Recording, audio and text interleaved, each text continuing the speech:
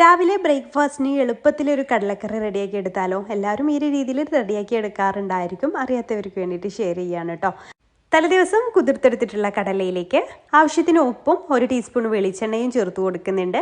ഒരു സവാള അരിഞ്ഞതും ഒരു തക്കാളി അരിഞ്ഞതും ഇതിലേക്ക് ചേർത്ത് കൊടുക്കാം. 2 ടേബിൾ സ്പൂൺ ഇഞ്ചി വെളുത്തുള്ളി ചതച്ചത് ചേർത്ത് കൊടുക്കാം. ഒരു പച്ചമുളക് കീറിയിട്ട് ഇട്ട് കൊടുക്കുന്നുണ്ട് കേട്ടോ. വെളിച്ചെണ്ണ ചേർക്കുന്നത് നമ്മൾ വിസിൽ വരുന്ന സമയത്ത് പുറത്തേക്ക് മസാല ചീറ്റി പോവാതിരിക്കാൻ വേണ്ടിയിട്ടാണ് കേട്ടോ.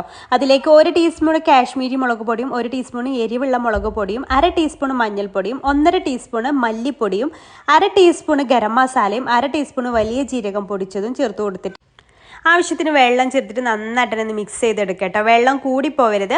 ആവശ്യത്തിന് മുങ്ങിക്കിടക്കാൻ മാത്രം വെള്ളം ചേർത്ത് കൊടുത്താൽ മതി. എന്നിട്ട് അടച്ചു വെച്ചിട്ട് ഒരു 5-6 വിസിൽ വരുന്നവരെ വേവിച്ചെടുക്കാം. എന്നിട്ട് ജസ്റ്റ് ഒന്ന് ഉടച്ചെടുക്കുക കേട്ടോ. എല്ലാ കടലയും ഉടച്ചെടുക്കരുത്. ജസ്റ്റ് കുറച്ച് ഭാഗം മാത്രം ഒന്ന് ഉടച്ചെടുക്കുക. കറി ഒരു തിക്നെസ് കിട്ടാൻ വേണ്ടിയിട്ടാണ് കേട്ടോ. അപ്പോൾ അടിപൊളിയായിട്ട് തന്നെ അത് കിട്ടിയിട്ടുണ്ട്. ഇനി നമുക്കിതൊന്ന് താളിച്ച് ഒഴിച്ചു കൊടുക്കണം. അതിന് വേണ്ടിയിട്ടൊരു പാൻ വെക്കുക. അതിലേക്ക് 2 ടേബിൾ സ്പൂൺ വെളിച്ചെണ്ണ ഒഴിച്ചു കൊടുക്കുക. വെളിച്ചെണ്ണ തന്നെ എടുക്കുക കേട്ടോ. അതിലേക്കൊരു 3-4 ചെറിയുള്ളി ഇതുപോലെ ചെറുതായിട്ട് അരിഞ്ഞത് ചേർത്തിട്ട് ഒന്ന് മൂപ്പിച്ചെടുക്കുക. അതിലേക്ക് 2 തണ്ട് കറിവേപ്പില ചേർത്ത് കൊടുക്കാം. അതെല്ലാം ഒന്ന് മൂത്ത് വരുമ്പോൾ അതിലേക്ക് നമ്മൾ റെഡിയാക്കി വെച്ചിട്ടുള്ള കറി കൂടെ ഒഴിച്ചു കൊടുത്താൽ സംഭവം സെറ്റ്. പിന്നെ ഇതിലേക്ക് വേണമെങ്കിൽ മല്ലിയിലയൊക്കെ ചേർത്ത് കൊടുക്കാം കേട്ടോ. മല്ലിയില ഇപ്പം എൻ്റെ കയ്യിലില്ലാത്തതുകൊണ്ട് ഞാൻ ചേർക്കുന്നില്ല. അതില്ലെങ്കിലും ടേസ്റ്റ് തന്നെയാണ്. അപ്പോൾ മല്ലിയില അരിഞ്ഞിട്ടും ചേർത്ത് കൊടുക്കാം. ഞാൻ പുട്ടിൻ്റെ കൂടെയാണ് കോമ്പിനേഷനായിട്ട് എടുത്തിട്ടുള്ളത്. ഇഷ്ടമായ ലൈക്ക് ചെയ്യണേ.